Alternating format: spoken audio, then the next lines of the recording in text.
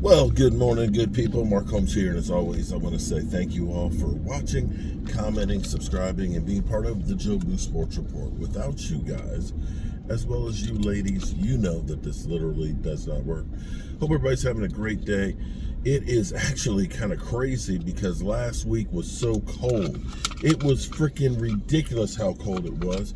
And I've got to go take my truck in and get some service on it. My seat belt over here doesn't want to retract anymore.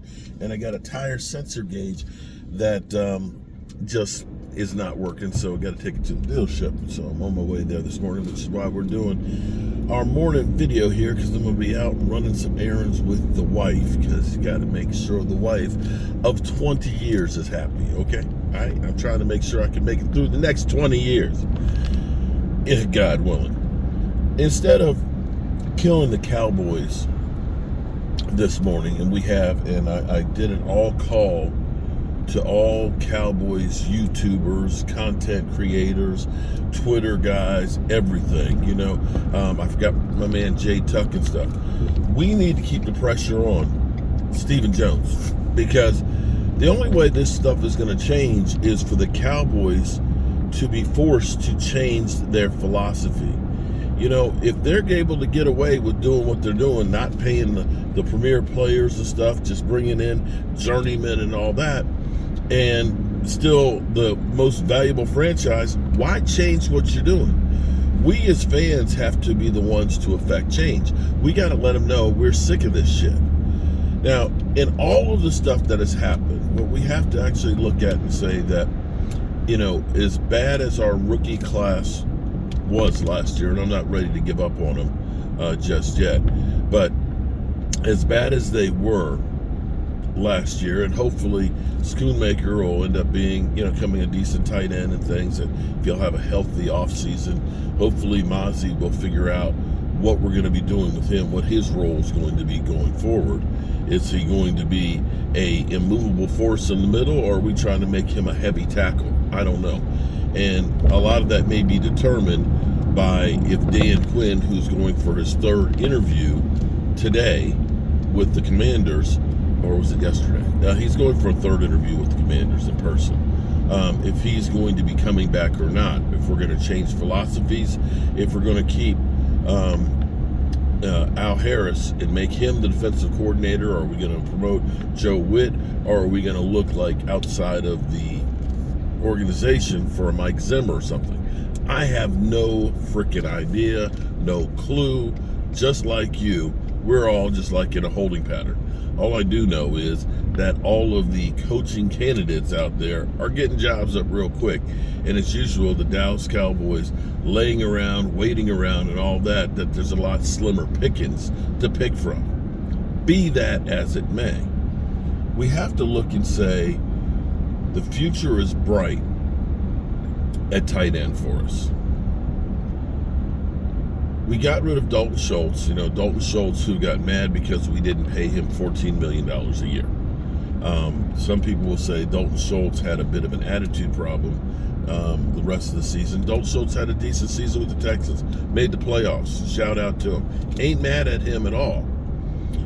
But when you can replace a guy who's been productive, and here's where we look at this and say that Ferguson has not fumbled the football, had 10 receptions in the playoff game, one of the few bright spots in the playoff game, and has played really, really well, had 791 yards, and was second on the team in receptions. He ended up playing 3/4 of the snaps this season at tight end. He stayed healthy, and you can see that he's a playmaker. He had almost 800 yards in receptions. He looking and going forward, if you understand, it takes some time for some positions to come out the box and play well. For example, running backs, typically, you're getting their best years the first couple of years of their career, and then they start going downhill. Tight ends are one of those positions that need some seasoning. They need some time to develop. And that's where typically your tight ends don't become good till like the third, fourth, fifth year. You look at most of the great tight ends out there, they're actually older players. You know, Kelsey is up there, Travis.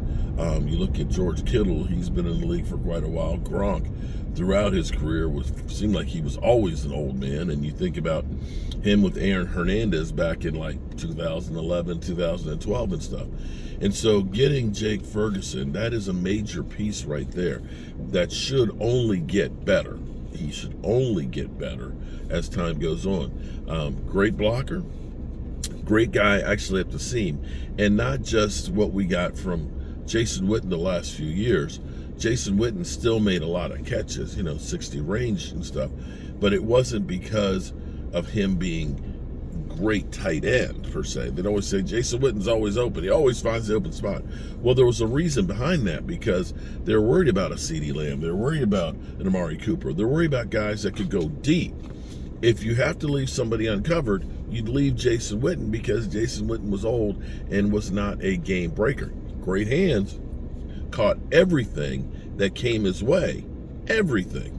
But, those last few years was not the game changer that you need at tight end. And the thing about tight end is, you look at the teams right now that are left, and you look at the Super Bowl winning teams, the thing that they have in common is they all have a great tight end. Do you think Pat Mahomes would be as successful without Kelsey? I don't think so. I really don't think so. You think Brock Purdy hasn't been bailed out by George Kittle? And you can go through, and almost to a man, since the Patriots were winning Super Bowls, they were always having great tight ends. Now, if we can get Peyton Hendershot or Schoonmaker to be a compliment to Jake Ferguson, now we're cooking with gas. Because I think about the 12 personnel that New England used to run back in the day with Aaron Hernandez before he went gangster, and Gronk. It was deadly. They didn't have great wide receivers. And that will be one of those bright spots for the Cowboys going forward. The other one, of course, is we got a kicker.